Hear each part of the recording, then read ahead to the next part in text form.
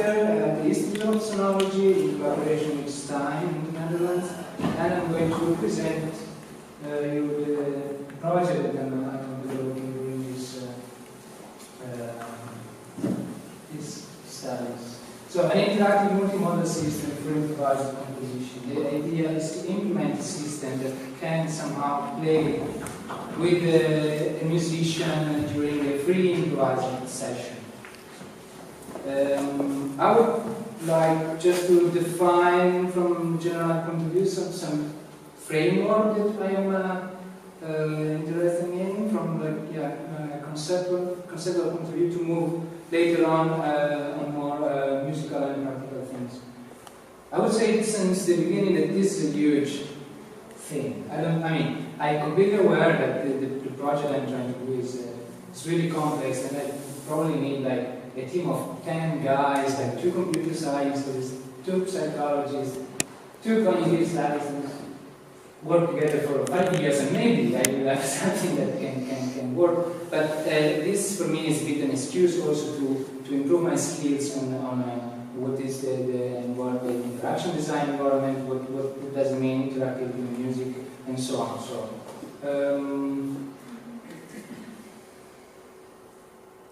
interaction.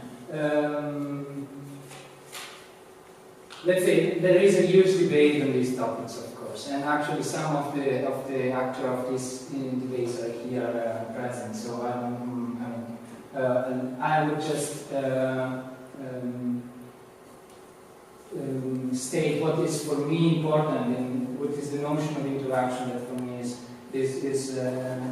particularly relevant.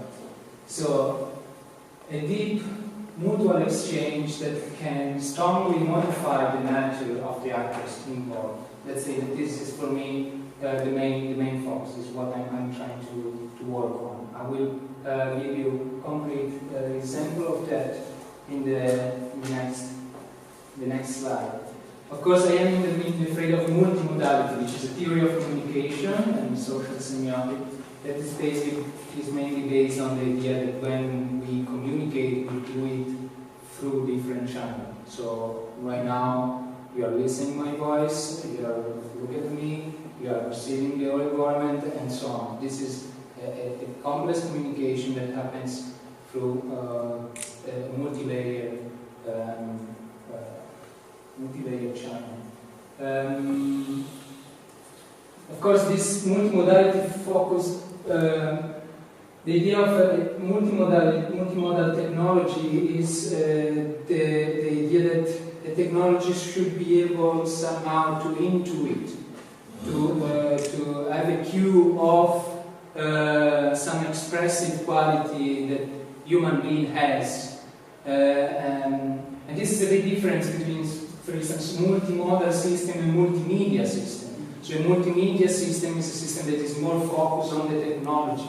So if I don't know how to use the mouse, I will never have access to a computer that is a multimedia device. A multimodal system should be somehow able to observe my natural behavior, and from this natural behavior to extract some meaningful information.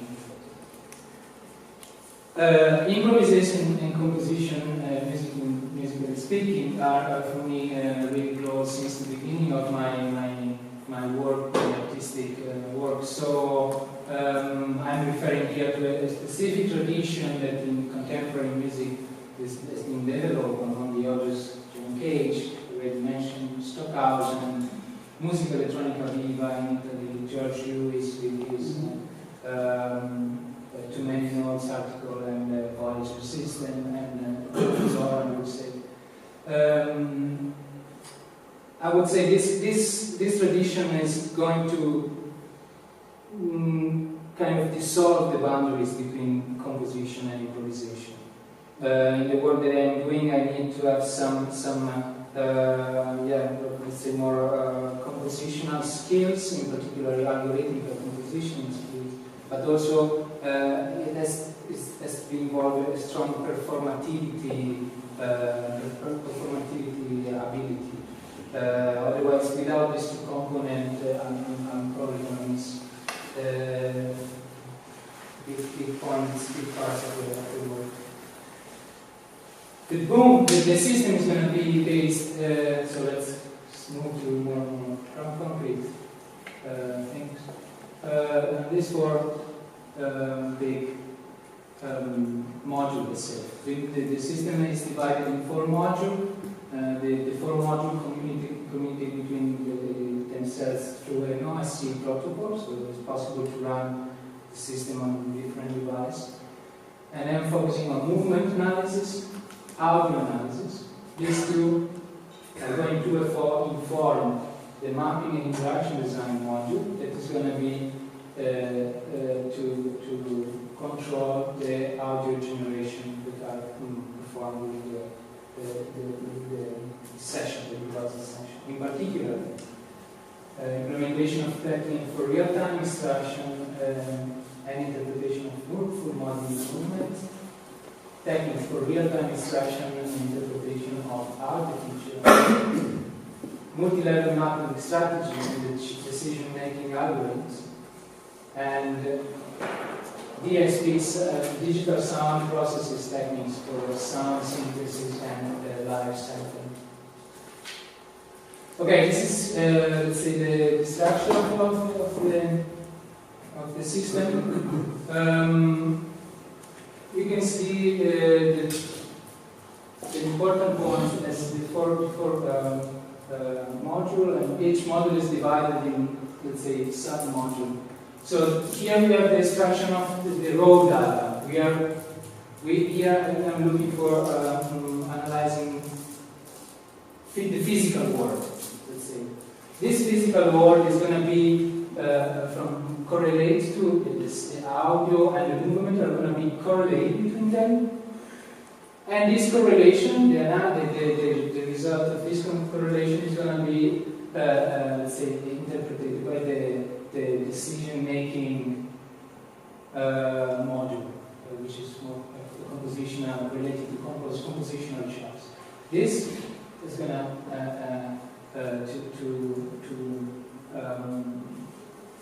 be connected to the sound generation. You can see here that these lines, I don't know if you see this is a degree of abstraction. So the more the modules are far away, the more are related to the raw data, to the concrete physical world, and the more the modules are close, they deal with more abstract.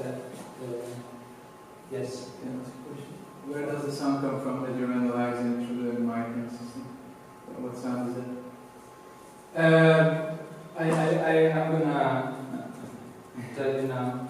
Anyway, the idea is to have a system that can deal with different musicians that play. I mean, the system is going to be conceived for one user, but the idea is to try to implement something that can be used by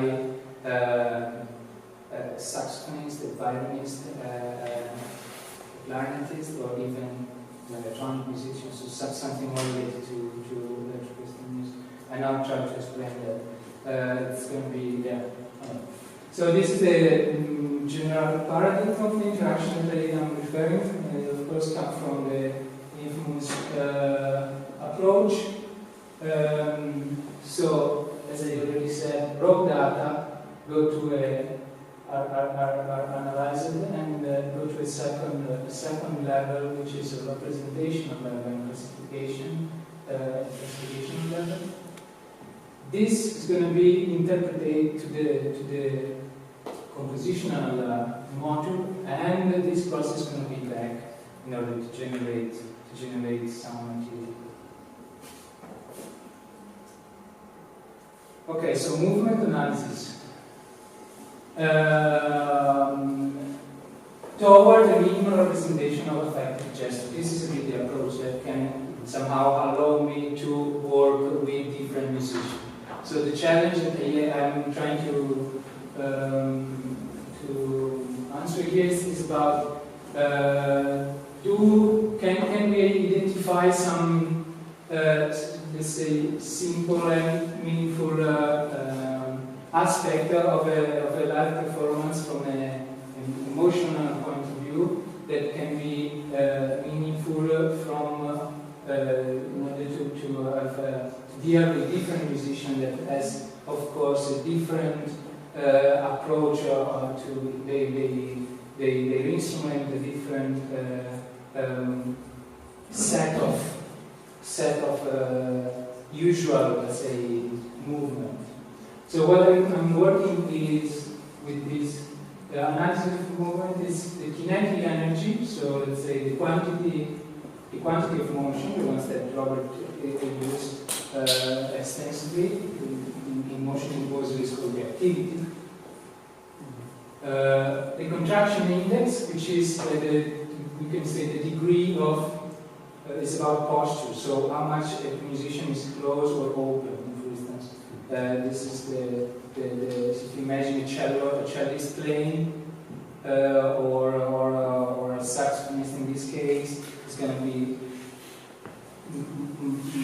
varying the posture during the performance. And in the other, the smoothness is about how much movement is going to be fluid and continuous and smooth, or how much the movement is going to be disconnected and impulsive. This module is basically related to the head. I'm going to analyze this kind of to relate this analysis just to the head of the musician. And then at the end, I have this triangle that you can see there. This is a wonderful Palestinian saxophonist that I'm collaborating with. And the last triangle is the triangle that I compute by merging the head and the two elbows of the musician. This is quite stable. It's a quite stable analysis and give you data which are quite reliable. What I'm doing here is going to take care about the variation of the area of this triangle during the performance.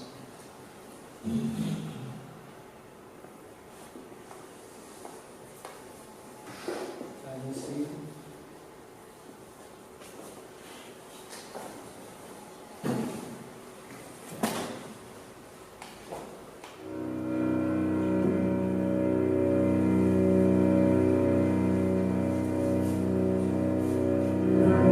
Contraction index is scaled down of the triangle. Smoothness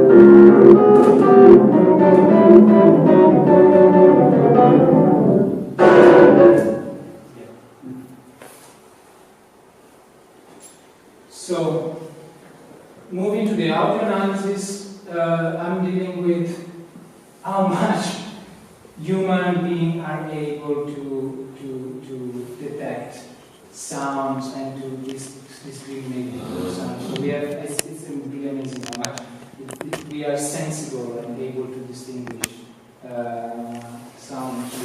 So when you have to implement the system with, let's say, a listening system, this is going to be really an heavy job, trust me.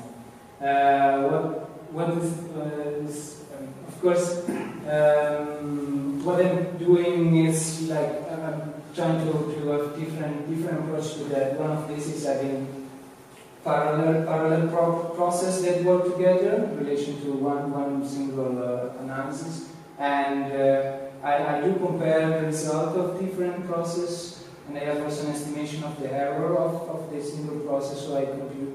Let's say I decide which is the most reliable value in this way. It's more technical stuff for musicians and guys, but anyway. Well, I'm working with detection of amplitude, onset, or so an event in musical term, the variation of the pitch, noisiness or roughness, which is let's say how much the sound is going to be dissonant, and it will have a noise quality, and the spectral centroid, or in other words, the brightness. So let's say the sounds, the spectrum of the sound analyzer is going to have the energy is going to be on the low, let's say, area of the spectrum, or in the middle one, or in the high frequency. So where the distribution of energy, let's say, on the audible spectrum. The mapping and interaction design is going to be inspired by the study of our auditory memory works. So it's gonna some recent study they figure out that the kind of this is one of the idea that we have a short-term memory and a long-term memory in terms of sound listening. So the short-term is basically where feature like pitch or rhythm are recognized, and it's something that works in a window of time which is between 2 and 4 seconds. And after we have a long-term memory, which is more like an organizational event based on similarity and proximity. So I recognize that what I'm hearing now sounds similar to what I hear, for instance, 1 minute ago. This is a feature that can you recognize that specific music has a kind of structure, as a development. So the idea is to try to give to the system an awareness of these two different dimensions. So what I'm trying to implement is a system that has a, let's say, more real-time reactions, something that happens now, and something that is related to a formal time, which is something that is developing in a larger windows that allow to generate, let's say, musical structure.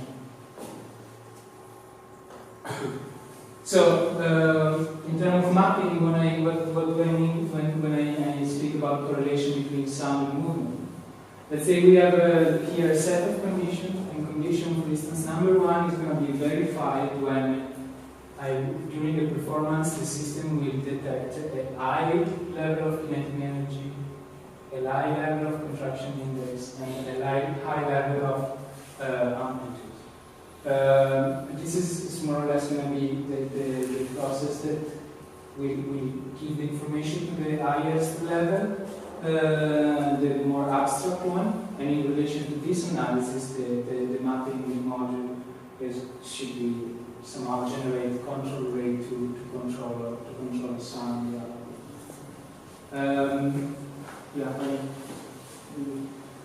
This is more or less, I didn't know, it's how more or less like neural networks works, and everything is about the tuning of this input. So what I'm working with is working with like what they call logistic function. So what does it mean high? When it's high? When I have a value which is between 0 and 1. Okay. So let's move on. I don't have so much time. Another thing that I've implemented is the Markov change algorithm. Everybody knows more or less what I'm talking about. So this is a Markov change that that can basically compute in real time the probability to go to another state. So the idea is to, let's say, detect during the performance this condition. These conditions are going to inform this Markov change process. So that is going to kind of remember which are the conditions that happens most during the performance, and when they will give me I can ask to this algorithm to give me back in relation to the analysis done during the performance, which were the conditions that happens most, or let's say this is the sequence of conditions. Some other things that I'm working on is this idea of leaking integrator, which is this concept of working with I used to say like it's kind of putting energy into a balloon. We discussed with that with some of our partner the other days. So basically, let's say this is going to be, I'm doing now manually, this is going to be the level of kinetic energy. This is going to be a really low level, so nothing is going to happen. And as soon as I'm going to put an highest level, I fill the balloon with air, and the more I have a high level of kinetic energy, the more this balloon is going to be filled with more speed. So this is a way that I used to. Come on, you're not looking at that. Hey, like we said.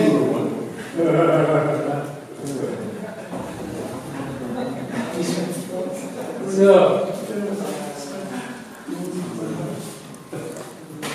okay. So this is going to be the kinetic energy. This is going to be the accumulation during the performance of the kinetic energy and of the kinetic energy. This is how this is an example that you can get. So, for instance, if I have a low value of kinetic energy, nothing should happen. If I go on, I have high level, this balloon, and I put high air inside, it's going to grow. And more I go up, and more fast the balloon grows. On the other end, when I go on I don't put any more air,